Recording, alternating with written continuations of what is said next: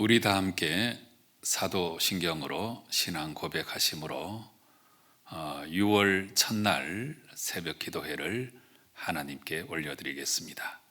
함께 신앙 고백하시겠습니다. 나는 전능하신 아버지 하나님, 천지의 창조주를 믿습니다. 나는 그의 유일하신 아들, 우리 주 예수 그리스도를 믿습니다. 그는 성령으로 잉태되어 동정녀 마리아에게서 나시고 본디오 빌라도에게 고난을 받아 십자가에 못 박혀 죽으시고 장사된 지 사흘 만에 죽은 자 가운데서 다시 살아나셨으며 하늘에 오르시어 전능하신 아버지 하나님 우편에 앉아 계시다가 거기로부터 살아있는 자와 죽은 자를 심판하러 오십니다. 나는 성령을 믿으며 거룩한 공교회와 성도의 교제와 죄를 용서받는 것과 몸의 부활과 영생을 믿습니다. 아멘. 우리 다 함께 찬송가 435장 찬송 부르시겠습니다.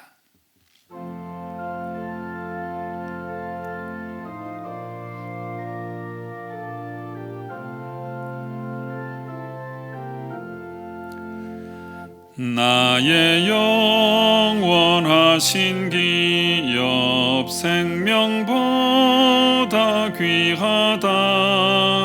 나의 갈 길 다가도록 나와 동행하소서. 주께로 가까이 주께로 가오니 나의 갈 길 다가도록 나와 동행하소서. 세상 부귀한 일함과 모든 명예 버리고 험한 길을 가는 동안 나와 동행하소서. 주께로 가까이 주께로 가오니 나의 갈 길 다가도록 나와 동행하소서. 어두운 골짝 지나가며 험한 바다 건너서 천국 문에 이르도록 나와 동행하소서. 주께로 가까이 주께로 가오니 나의 갈 길 다가도록 나와 동행하소서.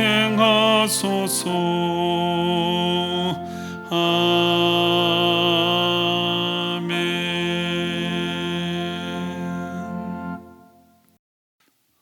오늘 우리에게 주시는 하나님 말씀은 신명기 27장 1절부터 10절에 있는 말씀이 되겠습니다.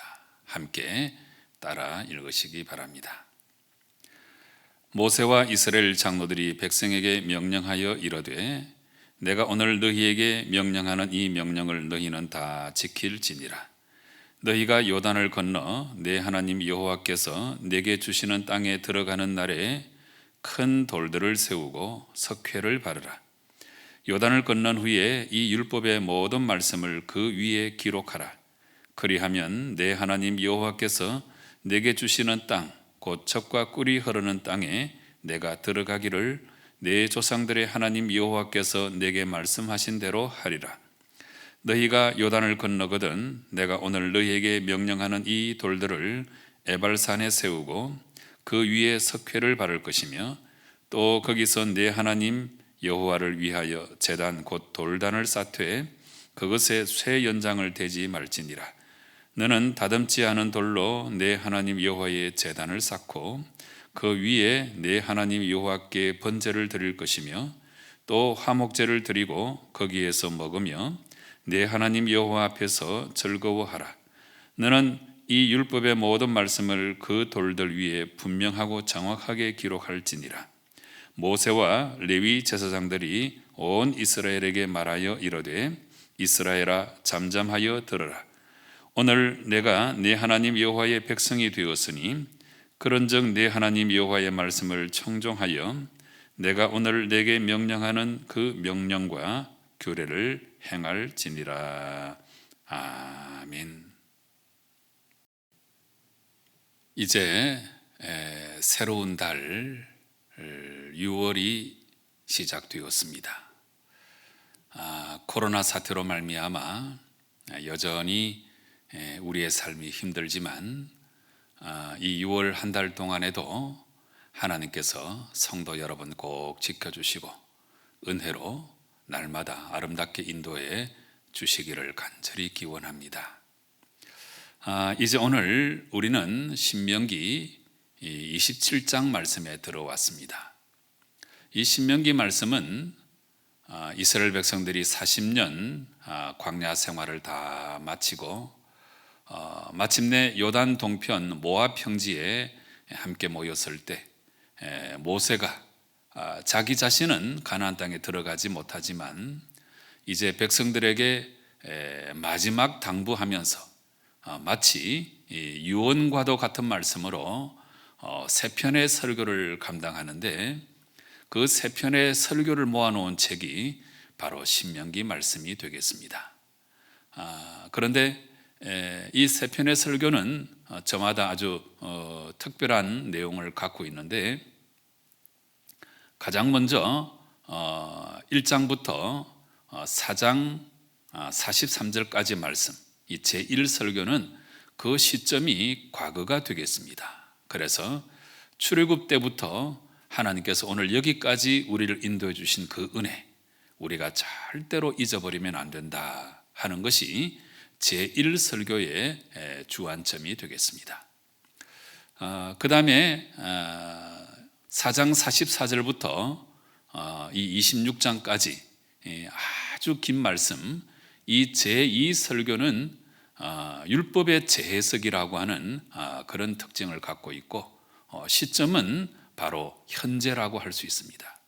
그래서 이스라엘 백성들이 하나님께 대적하다가 가데스 바네아 반역 사건으로 말미암아 출애굽 제1세대는 다 죽고 지금 모세의 설교를 듣고 있는 이 사람들은 출애굽 2세대인데 이 사람들에게 과거 들렸던 그 듣지 못했던 그 모세의 시내산 율법 선포, 이걸 이제 다시 들려주면서 이 율법을 잘 지켜야 된다, 이 율법을 재해석해 주는 내용이 제2설교의 내용이 되겠습니다. 그 다음에 이제 이 27장부터 마지막 장까지는 모세의 제3설교가 되겠는데요, 이 제3설교는 그 시점이 미래가 되겠습니다. 장차 가나안 땅에 들어가면 절대로 우상 숭배하지 말고 하나님의 백성이니까 하나님의 백성답게 살아가면 하나님께서 그 모든 삶을 책임져 주실 것이다, 이런 정신으로 선포하는 말씀이 이 제3설교가 되겠습니다. 이제 오늘 27장에 들어섰는데 이 27장은 제3설교가 선포되는 시작점이 되겠습니다. 이제 제3설교를 시작하면서 모세는 가나안 땅에 들어가면 제일 먼저 해야 될 일이 있음을 알려주고 있습니다. 그 내용은 우리가 세 가지로 나누어 볼 수 있는데 가장 먼저는 이 가나안 땅에 들어가서 큰 돌들을 세우고 석회를 바르라고 말씀하고 있습니다. 그러고 나서 이 돌비 위에다가 하나님께서 명령하신 이 율법의 내용을 사사시 다 기록하라고 명령하고 있습니다. 이렇게 행하는 것은 이 율법을 잘 잘 기억하라고 하는 중요한 의미가 있는 거지요. 어떻게 하든지 하나님 말씀, 이 율법을 잘 듣고 보고 순종해야 이스라엘 백성이 하나님의 백성으로 살아갈 수 있는 것이기 때문에 이제 요단강을 건너서 가나안 땅에 들어가면 돌비를 세우고 그 위에 하나님 말씀을 기록하라고 그렇게 명령을 하고 있습니다. 그 다음에 두 번째는 5절부터 8절까지에 나오는 말씀이죠. 이제 돌단을, 그러니까 제단을 쌓고 거기에 번제와 화목제를 드릴 것을 명령하고 있습니다. 이제 가나안 땅에 들어가서 가장 먼저 해야 될 일이 바로 예배다. 예배는 하나님의 은혜를 기억하고 그 은혜를 찬송하는 그 행위가 아니겠습니까? 그래서 가나안 땅에 들어가서 절대로 우상 숭배하지 말고 하나님만 예배해야 된다. 이것을 강조하고 있는 것입니다. 그 다음에 세 번째는 9절부터 10절까지에 나오는데 이 말씀은 하나님 명령에 겸손한 마음으로 그 명령을 잘 청종하고 순종해야 된다. 이 말씀을 주고 계십니다. 어떻게 하든지 하나님의 백성들은 하나님의 말씀을 들어야, 그리고 그 하나님 말씀을 듣고 살아야 가장 아름다운 삶을 살아갈 수 있다는 것을 기억하고 어떻게 하든지 겸손하게 하나님 말씀을 듣고 순종할 것을 강력하게 촉구하고 있습니다. 그런데 이 세 가지를 명령하면서 가나안 땅에 들어가면 이 세 가지를 가장 먼저 행해야 되는데 이 세 가지를 말씀하시면서 한 가지 독특한 점이 이제 등장하고 있는데 이 하나님 말씀을 기록한 돌비, 이 돌비를 세우는데 이 돌비를 에발산에 세우라고 그렇게 말씀하고 있습니다. 이제 가나안 땅에 들어가면 이제 에발산과 그리심산이 나오죠. 그런데 이 그리심산은 축복의 산이고 에발산은 저주의 산인데, 그런데 하나님께서는 이 돌비를 세우되, 하나님 말씀을 기록한 돌비를 세우되 축복의 산인 그리심산에 세우는 것이 아니고 저주의 산인 에발산에 세우라고 명령을 하고 계십니다. 참 의미심장한 그런 내용인데요. 왜 이렇게 말씀하셨을까? 이것은 하나님 말씀, 이 율법을 하나님의 뜻으로 받지 아니하고 불순종하면 반드시 저주가 임할 것이다. 바로 이 사실을 분명하게 깨닫게 해주기 위해서 에발산에 이 돌비를 세우라고 말씀을 하고 있는 것입니다. 그리고 또 반면에 이렇게도 우리가 생각해 볼 수 있는데 이 저주의 산에서 드려지는 이 희생제사, 이 희생제사로 말미암아 이 저주의 산에 하나님의 은총이 임할 것이다 하는 것을 우리에게 상징적으로 알려주고 있는 것입니다. 그야말로 이 저주의 땅에 예수님께서 오셔서 그야말로 온 세상을 하나님의 축복의 땅으로 변화시키는 우리 예수님의 사역을 우리가 떠올려 볼 수 있는 것처럼, 그래서 바로 이 두 가지 이유 때문에 하나님 말씀을 기록한 돌비를 축복의 산인 그리심산이 아니고 저주의 산인 에발산에 세우라고 명령을 하고 계시는 것입니다. 그 다음에 오늘 본문에서 또 한 가지 우리가 독특한 내용이 등장하는데, 이 제단을 쌓을 때 망치나 정 이런 철기를 사용하지 말고 다듬지 않은 돌로 제단을 쌓아야 된다, 이렇게 명령을 하고 계십니다. 이 다듬지 않은 돌로 제단을 쌓는다 하는 이 말에도 아주 참 중요한 의미가 포함되어 있습니다. 이 다듬지 않은 돌은 첫 번째는 우리가 가식적이거나 또 모양새를 갖춘다거나 어떤 이런 모습이 아니고 순수한 모습으로 정말 하나님 앞에서 깨끗하고 또 성결하고 또 자발적인 모습으로 하나님께 예배해야 된다 하는 이런 중요한 의미가 포함되어 있고, 그리고 또 한 가지 중요한 의미는 이제 가나안 땅에 들어가면 수많은 우상들이 있겠지요. 그런데 그 우상들은 다 철기로 다듬어서 만든 우상들이거든요. 하나님은 우리 십계명에서도 제일 먼저 선포해 주신 말씀이 우상을 만들거나 섬기지 말라는 것 아니겠습니까? 그래서 이 가나안 땅에 들어가서 이 우상을 만드는 가나안 족속의 모습을 본받아서 제단을 만들되, 근데 우상처럼 그렇게 만들지 말라는 것입니다.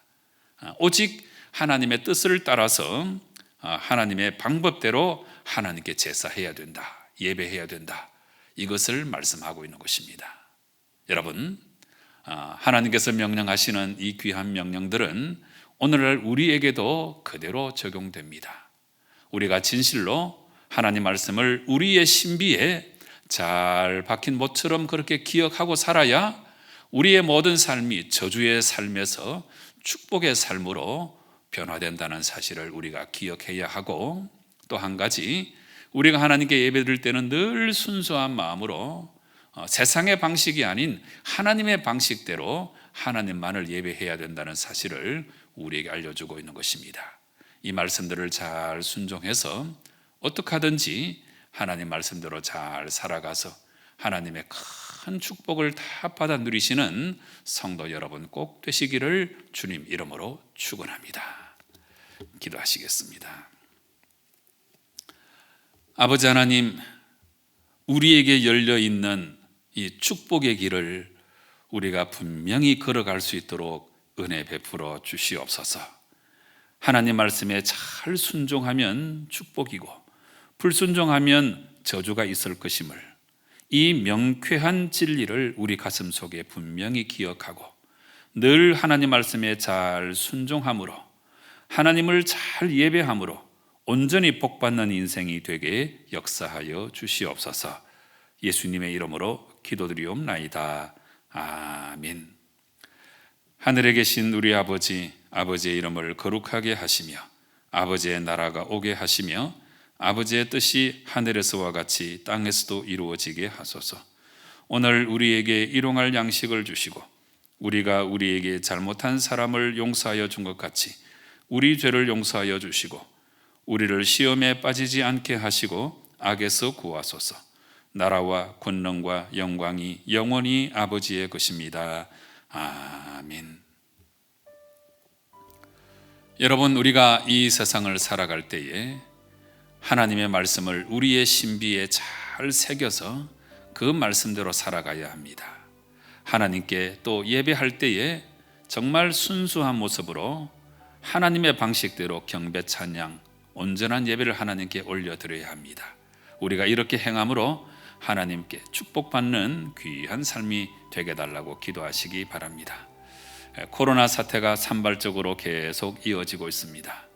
이런 때에 정말 하나님께서 우리 성도들을 지켜주시고 우리 가정을 지켜주시고 나아가서 우리나라 대한민국을 꼭 지켜주시고 속히 코로나가 종식될 수 있도록 은혜 베풀어 달라고 간절한 마음으로 기도하시기 바랍니다.